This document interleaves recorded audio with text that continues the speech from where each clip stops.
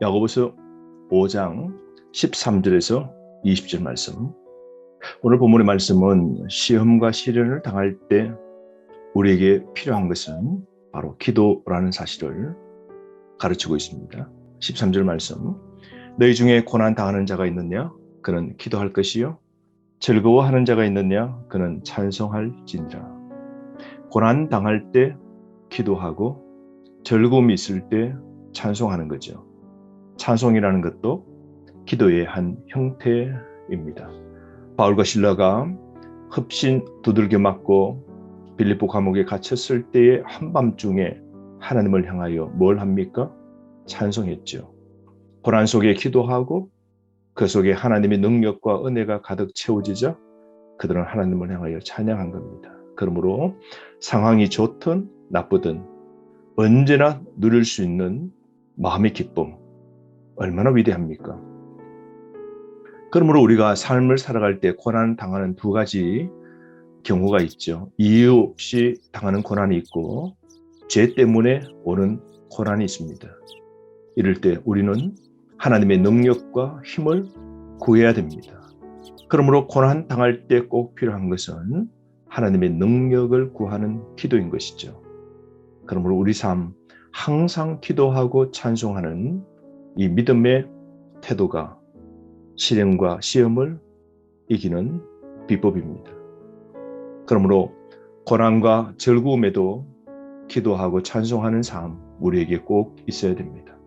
하나님을 찬양하고 즐거워하는 것, 이것이 바로 우리 삶의 인생에 고난이 없을 때에도 표현할 수 있는 믿음의 양식이죠. 14절 말씀 이어서 너희 중에 병든 자가 있느냐? 그는 교회의 장로들을 청할 것이요 그들은 주의 이름으로 기름을 바르며 그를 위하여 기도할지니라. 우리가 살다 보면 병으로 시련을 당할 때가 있습니다. 이럴 때 필요한 것은 오직 믿음의 기도해야 되는 거죠. 믿음의 기도는 하나님께서 응답해 주셔서 하나님 뜻 가운데 질병도 낫게 되는 은혜를 받게 되는 겁니다. 그러므로 특별히 병든 자를 위하여 찾아가서 그들을 위하여 기도해 줄 때 장로들이 가게 됩니다. 여러 장로들을 청하라라고 그러죠. 왜냐하면 한 사람이 가서 병이 나으면 자만심에 빠질 수 있기 때문이죠. 그러므로 여러 사람이 가서 치유가 나타난 경우에는 어떠한 특정인에게 돌리지 않고 교만한 마음이 들지 않도록 하는 지혜인 것이죠. 또한 두세 사람이 모여 연합으로 기도할 때에 기도의 능력이 나타나지 않겠습니까? 그러므로 우리 삶 속에 고난이 있을 때, 병이 찾아왔을 때 우리가 할 수 있는 것은 기도입니다. 집에 누워있는 중병 정도 들어있어도 낙심하지 말고 질병의 시련 속에서 절망으로 무너지지 말고 믿음으로 기도하는 것 꼭 필요합니다. 주님만이 치유자이심을 믿는 절대의 믿음으로 하나님은 믿음의 기도를 들어주신다는 것을 믿고 간구해야 됩니다. 특별히 여기 보면 주의 이름으로 라고 그랬습니다. 주의 이름이 중요한 것이죠. 그러므로 교회 장로들이 와서 그들이 기도할 때는 주님의 이름으로 기도할 때에 병이 나아지게 되는 것이죠. 기름을 바르라 말합니다. 왜 기름을 바르라라고 했을까요? 기름을 바른다는 것은 실제 치료의 행위를 하라는 권면도 되겠지만요. 또 하나는 기름이라는 게 성령의 임재를 상징합니다. 성령의 임재와 능력에 집중하도록 환자에게 기름을 발라줍니다. 그러므로 이 질병을 낫게 하시는 성령의 강력한 임재를 사모하도록 행위로 기름을 발라줍니다. 또한 기름이라는 것은 하나님의 위로와 기쁨의 상징입니다. 절망은 사라지고 기쁨이 심령 속에 채워지도록 상징적으로 기름을 바르며 기도해 주라는 것이죠. 그럴 때 15절 말씀, 믿음의 기도는 병든 자를 구원하리니 주께서 그를 일으키시리라. 혹시 죄를 범하였을지라도 사하심을 받으리라. 믿음의 기도가 치유를 가져오는 것이죠. 기름을 발랐다고 해서 사람들의 숫자가 많이 그 집을 방문했다고 해서 나타나는 것이 아니라 믿음으로 기도할 때에 병이 치유되는 역사가 나타나는 것이죠. 기도는 죄로 병든 영혼을 치유하기도 합니다. 15절 말씀에 혹시 죄를 범하였을지라도 그 죄도 사유함을 받는다 말씀하고 있는 것이죠. 그러므로 여러분, 우리가 삶 속에 어려운 질병에 빠져 있을 때, 그래서 시련과 시험에 처할 때 절대로 그 질병에 굴복당하지 말아야 됩니다. 질병이 꼭 죄의 결과는 아닐 수 있는 겁니다. 그러므로 우리 삶 속에 고난이 왔을 때 강력하게 하나님께 촉구하여 하나님의 도우심을 구하는 믿음이 꼭 필요하죠. 믿음의 기도는 신실한 기도요, 기도 응답을 신뢰하는 기도입니다. 의인의 강구는, 즉 의인은 믿음으로 사는 사람이죠. 자기의 뜻이 아니라 하나님 뜻을 구하는 사람입니다. 자신의 자원, 자신의 계획을 따라 사는 사람이 아니라 하나님의 인도하심을 따라 사는 의인이 기도할 때에 큰 역사가 드러나는 것이죠. 16절 말씀에 그러므로 기도한 사람, 어떤 역사가 나타나는지 말씀하는데요. 그러므로 너희 죄를 서로 고백하며 병이 낫기를 위하여 서로 기도하라. 의인의 간구는 역사하는 힘이 큼이라. 의인의 간구는 기도의 응답이 속히 된다는 것이죠.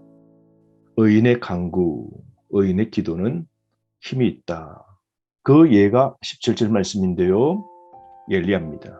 17절, 엘리야는 우리와 성정이 같은 사람이로되 그가 비가 오지 않기를 간절히 기도한 적 3년 6개월 동안 땅에 비가 오지 아니하고 18절 다시 기도하니 하늘이 비를 주고 땅이 열매를 맺었느니라.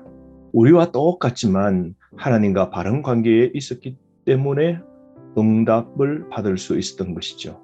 기도는 어떻게 해야 됩니까? 간절히 기도해야 됩니다. 적당하게 미지근하게 기도하는 것 아니라 간절한 기도에 하나님이 응답하시는 것이죠. 그 기도는 자신이 원하는 대로 기도한 게 아니라 하나님이 원하시는 대로 기도한 것이죠. 17절에도 이 간절한 기도가 3년 6개월 동안 비가 오지 않게 하는 이 기도의 효력이 드러나고, 또한 18절에 다시 기도하니까 아시다시피 엘리야가 7번이나 반복적으로 기도했을 때 하나님이 들으시고 응답하셨지 않습니까? 그러므로 여러분, 우리에게도 간절한 기도가 필요합니다. 힘든 일이 있을지라도, 기도 응답이 없었을지라도 이제 다시 하나님께 기도하는 하나님의 백성 되기를 바랍니다.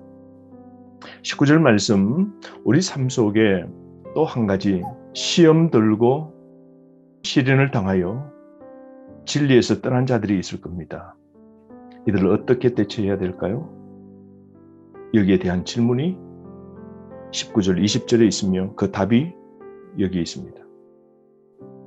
시험으로 미혹된 자를 옳은 길로 인도하고 권면할 필요가 있음을 말씀하는데요. 19절, 내 형제들아 너희 중에 미혹되어 진리를 떠난 자를 누가 돌아서게 하면 너희가 알 것은 죄인을 미혹된 길에서 돌아서게 하는 자가 그의 영혼을 사망에서 구원할 것이며 허다한 죄를 덮을 것임이라. 행함을 강조하고 있는데요. 죄인들을 돌아서게 하는 일, 이건 복된 일이고요. 또 교회에서 행해야 될 사역이죠. 그러므로 야고보서의 마지막은 인사와 축복으로 끝나지 않는 독특한 양식이 있는데요. 강조하는 것은 미혹되어 진리를 떠난 자들을 찾아가서 회개하도록 권면하고 이끌어 주어야 된다는 것이죠. 교정하고 회복해서 믿음을 갖도록 그들을 권고하는 사역 꼭 필요한 것이죠. 그러므로 영혼을 사망에서 다시 건져내는 이 일은 너무 중요하죠. 예수님께 다시 돌아온 죄인, 무수한 죄가 덮여지고 사함 받게 됩니다. 오늘도 미혹되어 진리를 떠난 자들이 교회 안에도 있지 않습니까? 이런 양을 찾아가서 권면하고 바르게 신앙 삶을 살 수 있도록 우리가 위에서 기도하고 촉구하고 권고하는 게 필요합니다. 그럴 때 시험 든 자가 주 앞으로 돌아오고 바르게 쓰는 역사가 있을 때 교회는 평화가 이루어지게 되는 것이죠. 그러므로 오늘 13절에서 20절 말씀, 시험을 맞서는 방법은 한 3가지가 있는데요. 첫 번째, 기도와 찬양으로 시험을 맞서야 됩니다. 두 번째로, 믿음의 기도로 시험을 이겨내야 됩니다. 세 번째로, 시험에 빠진 자를 우리가 찾아가서 건져낼 때 교회의 시험도 이겨낼 수 있는 것이죠. 오늘 하루 주신 말씀을 가지고 지금 당한 시험과 시련 어떻게 극복해야 되는지 주님의 진리의 말씀 안에 답을 찾았기에 이 말씀대로 실행하는 저와 여러분 되기를 바랍니다. 오늘 하루 말씀 안에서 승리하십시오.